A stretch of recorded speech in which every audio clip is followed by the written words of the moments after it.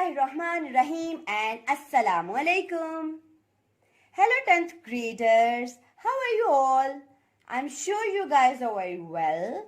Today, this video is specially for you guys, and in this video, I'm going to solve exercise 1.1 from book 10. Are you guys excited for that? So let's begin. अब देखिए unit number 1 है हमारे पास quadratic equations. Basically quadratic equations होती कौन सी equations हैं? ऐसी equations जिनमें वेरिएबल की हाईएस्ट पावर 2 हो, उनको हम क्वाड्रेटिक इक्वेशंस बोला करते हैं। ठीक है, लाइक देखिए यहाँ पे भी x वेरिएबल है, यहाँ पे भी x वेरिएबल है। ठीक है, b एंड c तो रहे कांस्टेंट या कोफिशिएंट्स। ठीक है, अब x वेरिएबल है इन दोनों में। ठीक है, लेकिन x की यहाँ पे पावर 2 है, यहाँ पे पावर 1 है। इसका मतलब है इस पूरी इक्वेशन में हाईएस्ट पावर देखी जाए तो ये है, और हाईएस्ट पावर क्या है वेरिएबल की? 2। ठीक है, सो ये क्वाड्रेटिक इक्वेशन हुई। अब क्वाड्रेटिक इक्वेशन में हमारे पास दो पॉसिबिलिटीज हुआ करती हैं। ठीक है, पहली पॉसिबिलिटी ये हुआ करती है कि हमारे वेरिएबल के साथ कोई कोफिशिएंट नहीं गिवन होता। ठीक है, मींस 1 कोफिशिएंट है। ठीक है, तो ऐसी इक्वेशन को हम क्या कह देते हैं? Quadratic equation with no coefficient. ठीक, और दूसरी पॉसिबिलिटी ये हुआ करती है कि हमारे पास फर्स्ट वेरिएबल के साथ कोई कोफिशिएंट मौजूद हो। ठीक है, तो ऐसी इक्वेशन को हम बोलते हैं क्वाड्रेटिक इक्वेशन विद कोफिशिएंट। ठीक हो गया।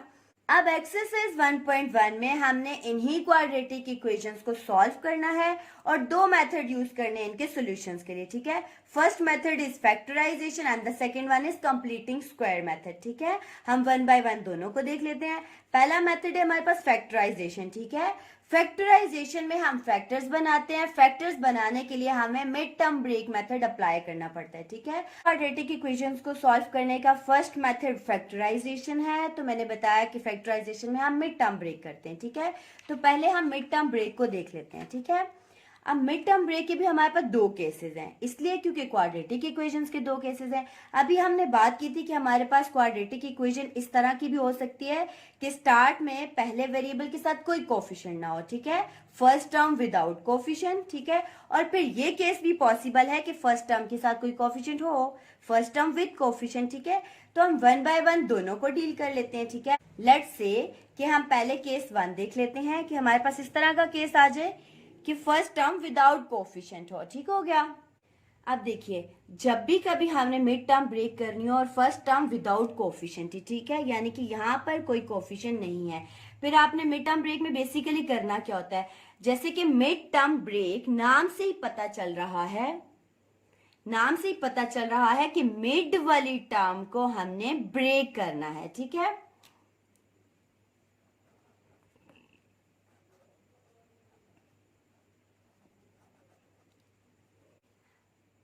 अब देखिए करना ये है हमने कि हमारे पास एक क्वाड्रेटिक इक्वेशन गिवन है विदाउट कोफिशिएंट। ठीक हो गया।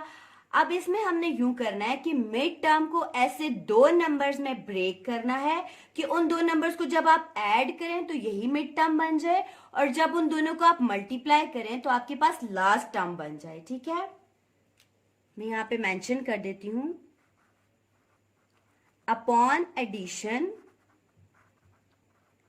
आपके पास बनी चाहिए मिड टर्म, मीन्स कि मेरे पास यहाँ bx लिखा हुआ है, सो अपॉन एडिशन आपके पास bx बनना चाहिए, एंड अपॉन मल्टीप्लीकेशन आपके पास c बनना चाहिए। ठीक है, अपॉन मल्टीप्लीकेशन हमारे पास c बनना चाहिए। ठीक है, अब सिर्फ इतनी सी इंफॉर्मेशन हमारे लिए इनफ नहीं है। ठीक है, क्योंकि कभी कभी हमें बहुत कॉम्प्लिकेटेड टर्म्स दी जाती हैं तो हम नहीं कर पाते। ठीक है, तो उसके लिए कुछ हिंट्स आपको बताती चलूं कि आपने क्या करना है। सबसे पहले ये जो सी टर्म है, सी टर्म का एलसीएम ले लेना है। ठीक है, अब सी टर्म के एलसीएम से यहाँ पे जो आपके पास टर्म्स आएंगी ना, ठीक है, उनसे आपने फैक्टर्स बना लेने हैं, यानी कि उनमें से कोई से दो नंबर्स आपने चूज कर लेने हैं। उन्हीं नंबर्स को ऐड या सब्ट्रैक्ट करके आपके पास ये बी टर्म बन जाएगी, और उन्हीं दोनों को मल्टीप्लाई करके आपके पास सी टर्म बना करेगी। ठीक, अब आपके पास ये डाउट हो जाता है कि उनको ऐड करें या सब्ट्रैक्ट करें तो कौन सा साइन लगाना है। ठीक है, तो आपने ये करना है, लेट्स से मैं यहाँ अगेन लिख लेती हूँ equation x square plus b x plus c. ठीक है, आपने ये काम कर लिया। ठीक है, एलसीएम ले लिया आपने सी का, यहां से आपने दो फैक्टर्स भी यानी कि दो वैल्यूज भी चूज कर ली जो कि आप इस मिड टर्म की जगह यहाँ पे पुट करेंगे। ठीक है, फिर उसके बाद आपने ये करना है कि x square as it is लिखना है। ये जो प्लस साइन है ये साइन हमेशा यहाँ फर्स्ट टर्म के साथ आएगा, ठीक है। ये साइन भी एज इट इज लिखना है, फिर यहाँ पहली टर्म, यहाँ दूसरी टर्म, और बाद में जो ये चीज है प्लस सी, ये एज इट इज लिखना है, ठीक है। अब बात आ जाती है कि पहली टर्म के साथ तो हमेशा प्लस रहेगा, क्योंकि यहाँ पे प्लस है, वही पहली टर्म के साथ साइन आएगा, ठीक है। अब बात आ जाती है दूसरी टर्म के साइन के साथ क्या करें। दूसरी टर्म के लिए आपने ये देखना है कि ये जो सी गिवन है ना, सी के साथ जो साइन है आपने उस पर गौर करना है। अगर सी के साथ प्लस साइन होगा तो आपके पास सेम साइन दोनों टर्म्स के साथ आएंगे, ठीक है। सेम साइन दोनों वैल्यूज के साथ आएंगे, ठीक है। पहली वैल्यू के साथ अगर प्लस है तो दूसरी के भी साथ प्लस ही आएगा, ठीक है। लेकिन अगर इधर सी के साथ माइनस है तो ये दोनों साइंस ऑपोजिट होंगे, ठीक है। अगर यहाँ प्लस है तो यहाँ माइनस आएगा, यहाँ माइनस है तो यहाँ प्लस आएगा, ठीक हो गया। हम इसी बात को एक एग्जांपल के साथ जस्टिफाई कर लेते हैं।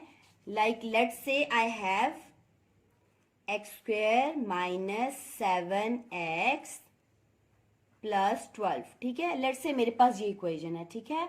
अब मैंने ये जो बात की थी मैं यही वाली यहाँ पे अप्लाई करना चाहती हूँ, ठीक है। सबसे पहले आपने सी टर्म यानी कि ये लास्ट टर्म उठानी है और इसका एलसीएम लेना है, ठीक है। 3 4s are 12, 2 2s are 4 and 2 1 is 2, ठीक है। अब मेरे पास ये आ गए, ठीक है। तो अब मैं ऐसे चूज कर लेती हूँ। लेट्स से मैं कहती हूँ मैं ये और ये दो वैल्यूज चूज कर लूँ, यानी कि यहाँ से मैं 3 ले लूँ एंड 2 2s are 4। 3 + 4 7 भी बनते हैं, 3 4s are 12 भी बनते हैं, ठीक हो गया। सो मैंने क्या किया, x square as it is लिखा। अब मैं पहली वैल्यू ले लेती हूँ 4, दूसरी वैल्यू ले लेती हूँ 3। क्योंकि यहाँ पे वेरिएबल x था तो मैं इन दोनों के साथ x लगाऊंगी। लास्ट वाली टर्म को एज इट इज उतारना होता है, ठीक हो गया। बात आ गई साइन की। हमने कहा था पहला साइन एज इट इज आ जाता है, ठीक है। दूसरे साइन के लिए हम यहाँ के साइन के लिए क्या करते हैं, 12 के साथ साइन देखेंगे। 12 के साथ पॉजिटिव साइन बता रहा है कि इन दोनों के सेम साइंस होंगे, ठीक है। अगर यहाँ पे माइनस है तो यहाँ भी माइनस ही होगा, ठीक हो गया। अब देखिए अब क्या करना है, आप इन दो दो के फैक्टर्स बनाएंगे। पहले अगर दो में देखें, हम पहले दो वैल्यूज में देखें तो x कॉमन है, सो x माइनस 4। और अगर अगली दो में देखें तो 3 कॉमन आ सकता है क्योंकि 3 4s are 12, ठीक है। माइनस माइनस प्लस, ठीक है। अब देखिए हमारे पास क्या बन रहा है, x माइनस 3 और x माइनस 4 जो है वो हमारा कॉमन फैक्टर है, ठीक है। आई एम श्योर अब आपका मिड टर्म वाला क्वेरी क्लियर हो गया होगा, ठीक है।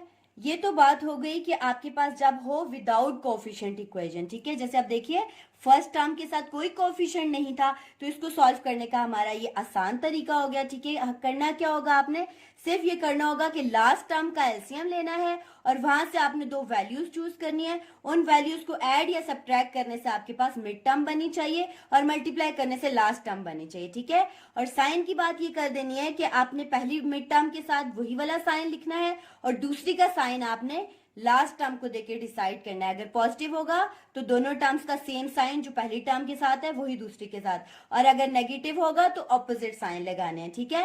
फर्स्ट टर्म का याद रखिएगा, हमेशा साइन जो गिवन मिड टर्म को होता है वही फर्स्ट टर्म का साइन होता है, ठीक हो गया।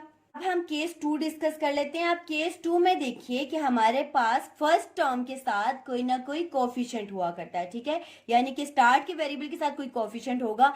ऐसी चीज को कैसे डील करेंगे, ax square plus bx plus c।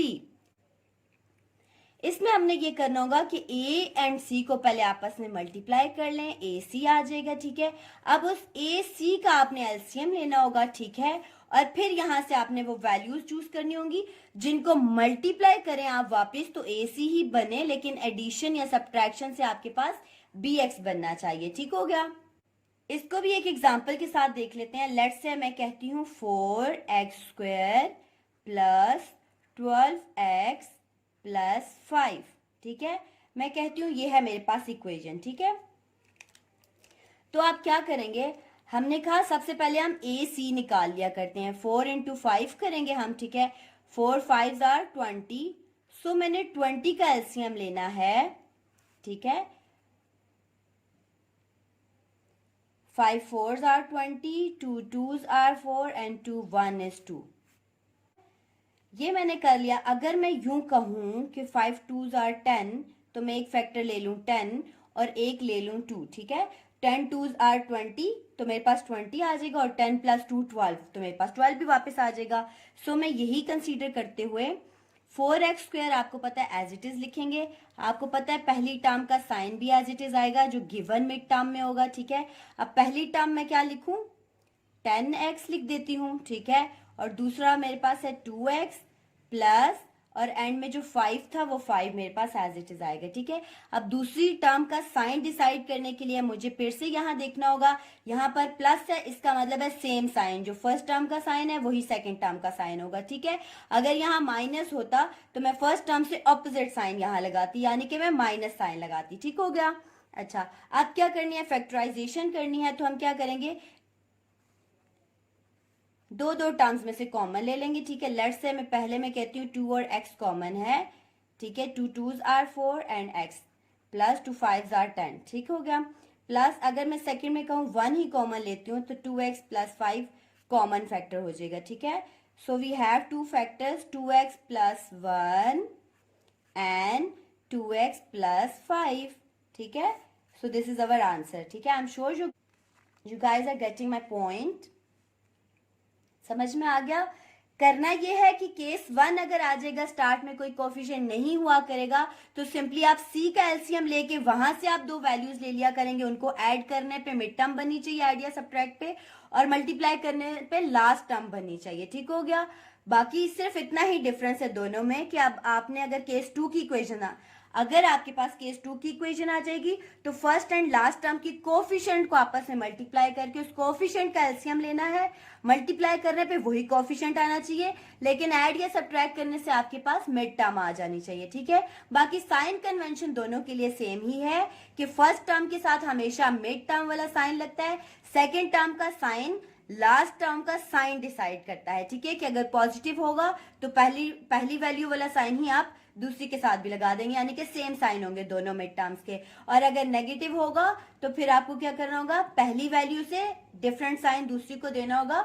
ठीक है, क्योंकि डिफरेंट साइन हुआ करते हैं. अब देखिए मिड टर्म ब्रेक तो आपको क्लियर हो गया. ठीक है, और आपको पता है कि मिड टर्म ब्रेक हम कहाँ यूज करेंगे, जब हमें फैक्टराइजेशन करनी होगी.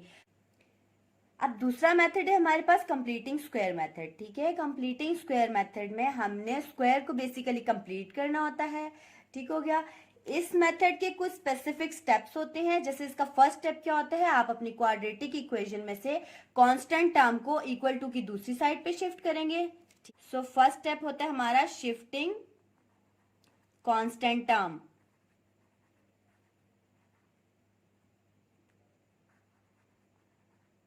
ठीक है, सेकेंड स्टेप हमारा ये होता है कि जो आपके पास x का कोफिशिएंट होता है ना, उसके हाफ का स्क्वायर आप दोनों साइड पे ऐड करते हैं. ठीक है, adding square of half of coefficient of x,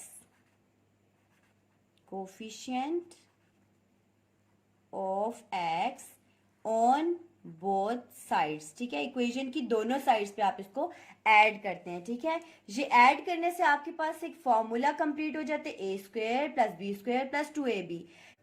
किसी केस में a square plus b square plus 2ab हो जाता है, और किसी में a square plus b square minus 2ab आ जाता है. ठीक है, सो नेक्स्ट स्टेप में आप क्या करते हैं कि उसी फॉर्मूला को क्लोज कर देते हैं, कंप्लीट कर देते हैं. ठीक है, सो थर्ड स्टेप हमारा होता है कंप्लीटिंग स्क्वायर. ठीक है, फिर नेक्स्ट स्टेप हमारा ये होता है कि उसी स्क्वायर को कैंसिल आउट करने के लिए आप क्या करते हैं, स्क्वायर रूट ले लेते हैं ऑन बोथ साइड. ठीक है, square root on both sides. ठीक है, स्टेप नंबर 5 क्या होते हैं, फिर आप रूट्स एक्सट्रैक्ट करते हैं. ठीक है, रूट्स मतलब एक्स वाई वेरिएबल्स हैं, या x1 x2 x3 या x की वैल्यूज y की वैल्यूज. ठीक है, तो जो बेसिकली वेरिएबल के आप वैल्यूज एक्सट्रैक्ट करके लाते हैं उनको हम रूट्स कहते हैं. ठीक है,